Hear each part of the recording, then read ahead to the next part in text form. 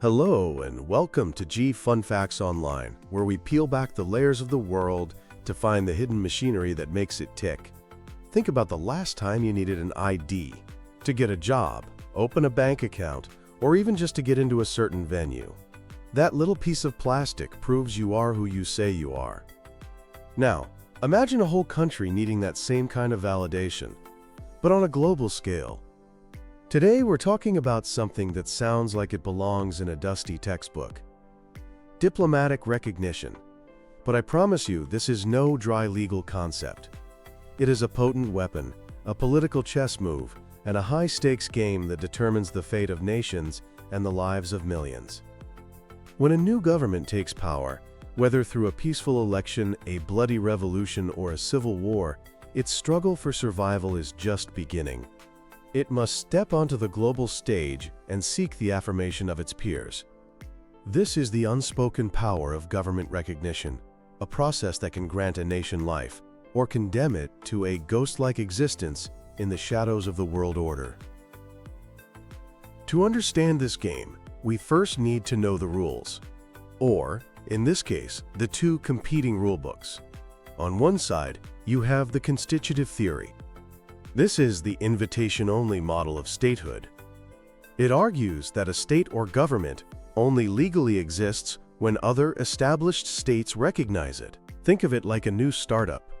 It might have a great product and a brilliant team, but until it gets venture capital funding, the recognition from the financial world, it's just a group of people in a garage. Without that outside validation, it has no legal standing, no ability to enter contracts, no real power on the world stage. This theory was popular in the 19th century, but has been heavily criticized. Why? Because it makes a nation's very existence dependent on the political whims and biases of other countries. A powerful nation could simply refuse to recognize a smaller one it doesn't like, effectively trying to will it out of existence. In the other corner, we have the declaratory theory, which is the one most lawyers and scholars prefer today. This theory is much more straightforward. It says that a state exists as a matter of fact, not opinion, as long as it meets four key criteria, famously laid out in the 1933 Montevideo Convention: a permanent population, a defined territory, a functioning government, and the capacity to enter into relations with other states. It is a state. Recognition, in this view, is just a formality. It's other countries simply declaring that they see a reality that already exists. It's not creating the state, it's just acknowledging it. But here's the crucial catch, the place where theory slams into hard reality. A government that meets all the factual criteria but gets the cold shoulder from the international community will find itself in a crippling state of paralysis. It's like a brilliant scientist who discovers a cure for a disease but is barred from every hospital and pharmacy. The cure might be real, but it can't help anyone. This is the paradox of recognition. While it may not legally create a state, its absence can effectively stop it from functioning as one. The practice of recognition didn't just appear out of thin air. It evolved alongside our modern world.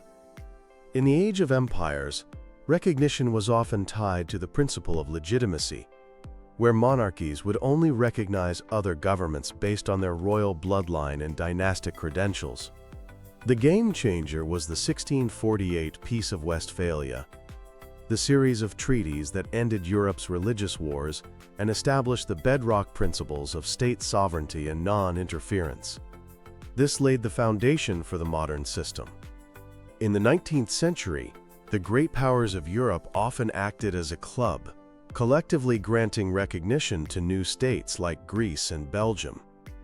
After World War I, we saw a new trend: recognition granted by a former colonial power, like when Great Britain recognized Ireland, Egypt, and India. But the 20th century is when recognition truly became a political tool. The Cold War turned it into a weapon of ideology. The United States refused to recognize the Soviet government until 1933 and the Communist government of China until 1979. It wasn't because they didn't control their territory. It was a deliberate political statement. This transformed recognition from a simple acknowledgement of fact into a strategic instrument used to promote national interests, reward friends, and punish enemies. Now, in this discussion, it's absolutely vital to distinguish between recognizing a state and recognizing a government. Recognizing a state is the big one. It's acknowledging its existence as a sovereign country with territory and people. It's a fundamental step that gives it rights and responsibilities under international law. Recognizing a government is different. It's acknowledging that a specific group of people has the authority to represent that state. This question usually pops up when a government is overthrown in a coup or revolution. Other countries have to decide, do we stick with the old exiled leaders, or do we start talking to the new guys in charge? The state itself hasn't changed, but the question of who holds the keys to the capital is up for debate. In practice, though, the lines can get blurry. Simply maintaining diplomatic relations with a new government is a powerful signal that you accept their authority, even if you don't approve of how they got it. So, how do countries make this momentous decision? While it's ultimately a political choice, there are several criteria they often claim to consider. The most fundamental is effective control. Can the new government actually govern? Does it have a firm grip on the state's territory and administration? Can it maintain law and order, collect taxes, and provide basic services? If the answer is no, it's a non-starter for most. But effective control is rarely the whole story. Other doctrines come into play, reflecting different philosophies of international relations. For example, some states follow the Tobar Doctrine, which champions democratic legitimacy. It argues that recognition should be withheld from governments that seize power by unconstitutional means, at least until they can prove they have the support of the people, usually through free and fair elections. Then there's the Stimson Doctrine, born from Japan's invasion of Manchuria in the 1930s. This is a moral stance, stating that no state or government that comes into being through aggression or the illegal use of force should be recognized. The similar Betancourt Doctrine specifically opposes recognizing governments that take power through military coups. On the complete opposite end of the spectrum is the Estrada Doctrine, named after a Mexican foreign minister.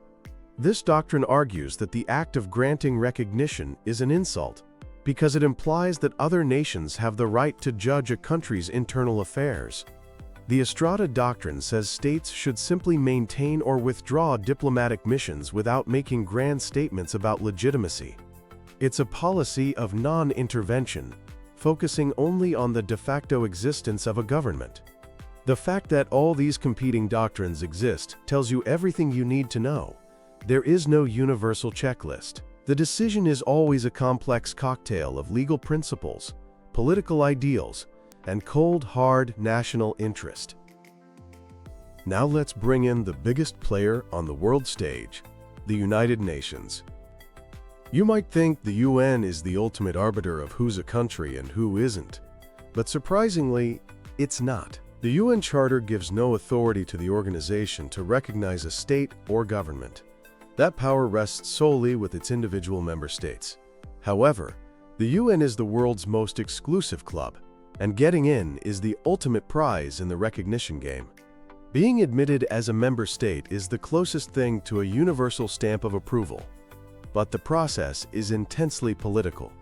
An applicant needs a recommendation from the Security Council, where the 5 permanent members, the US, UK, France, Russia, and China, hold veto power. This veto has been used to block the membership of many entities for purely political reasons, effectively trapping them in the waiting room of the world. When there's a contested change in government, the UN plays a more subtle but still critical role. The General Assembly's 9-member Credentials Committee is tasked with examining the credentials of all representatives. If 2 rival delegations show up claiming to represent the same country, the committee must decide which one to accept. This decision, while technically administrative, is watched by the entire world and is seen as a form of de facto recognition by the international community. Let's dive into some case studies to see how this all plays out. First, the epic story of the United States and the People's Republic of China. After Mao Zedong's Communist Party won the Chinese Civil War in 1949, the defeated nationalist government fled to the island of Taiwan. For the next 3 decades, the United States, driven by its Cold War policy of containing communism, refused to recognize the PRC in Beijing. Instead, it maintained that the government in Taiwan was the sole legitimate government of all of China. This meant that for 30 years, the most populous country on Earth did not have formal relations with the world's most powerful one. But by the 1970s, the geopolitical chessboard had changed.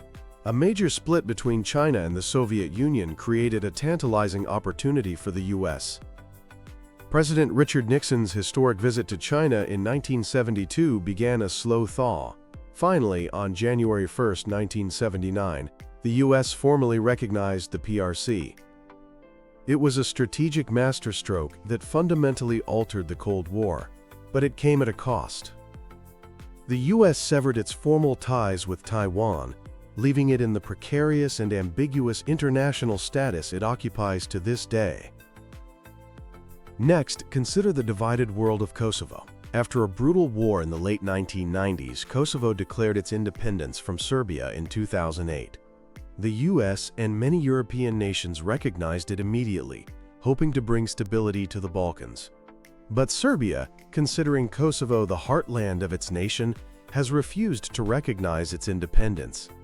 More importantly, Serbia's powerful ally, Russia, has used its UN Security Council veto to block Kosovo's path to full international acceptance. The result is a nation in limbo. While recognized by a majority of UN members, it cannot join the UN. This has created huge obstacles to its economic development, hampered its ability to join organizations like the EU and NATO, and fuels perpetual tension with Serbia. Kosovo is a stark reminder of how the politics of recognition can be a primary source of instability and conflict. Finally, we have the ongoing and tragic case of Afghanistan. The Taliban's takeover in August 2021 presents a raw contemporary dilemma. They are in effective control of the country, meeting that primary criterion. Yet, as of today, not a single country in the world has formally recognized their government. The international community has laid out a list of conditions. Form an inclusive government with representation for all ethnic groups. Protect the human rights of all citizens, especially women and girls whose access to education and work has been decimated, and guarantee that Afghanistan will not again become a safe haven for terrorist groups. The Taliban has so far failed to meet these conditions, leading to its total international isolation. And this isolation, the price of non-recognition, is devastating, and it's a price paid most heavily by ordinary people. Politically, an unrecognized government is a pariah. It's shut out of international organizations, unable to participate in treaties on everything from trade to climate change. This lack of legitimacy can also embolden opposition groups at home, making it harder to consolidate power and potentially fueling civil war. The economic consequences are catastrophic. An unrecognized government is cut off from the global financial system. Afghanistan's foreign assets, billions of dollars, were frozen. It cannot get loans from the World Bank or the International Monetary Fund. Trade becomes nearly impossible due to sanctions and logistical hurdles. Foreign investment dries up, because who would risk putting money into a country with such an unstable and uncertain legal status? This all leads to profound social and humanitarian consequences. In Afghanistan, this financial strangulation led to the collapse of the economy and public services, pushing the country to the brink of mass starvation. The citizens of unrecognized states face immense hardship. Their passports may not be recognized, making travel for work, education, or even medical care incredibly difficult. They are citizens without a state in the eyes of the world, unable to have their interests represented in international courts. This is the terrible dilemma. While the world withholds recognition to punish an oppressive regime, the consequences cascade down to create immense suffering for the very population it hopes to protect. The geopolitics of recognition is a dynamic and ever-evolving field. In a world seeing new powers rise and old orders challenged, this process will only become more complex and contested. We face a difficult balancing act. On one hand, there's a need to uphold international law and hold new governments accountable for their actions. On the other, there is a moral imperative to avoid the collective punishment of an entire population for the actions of their leaders. There are no easy answers, but it is clear that these decisions, made in the quiet corridors of power in Washington, Beijing, and Moscow, have a profound and lasting impact on the lives of millions. The act of recognition, or the lack thereof, is a powerful reminder that in our deeply interconnected world, no government is an island. Its fate, for better or worse, is inextricably linked to the judgments of the international community. Thanks for tuning in to G Fun Facts Online. Join us next time as we explore another of the fascinating hidden forces that shape our world.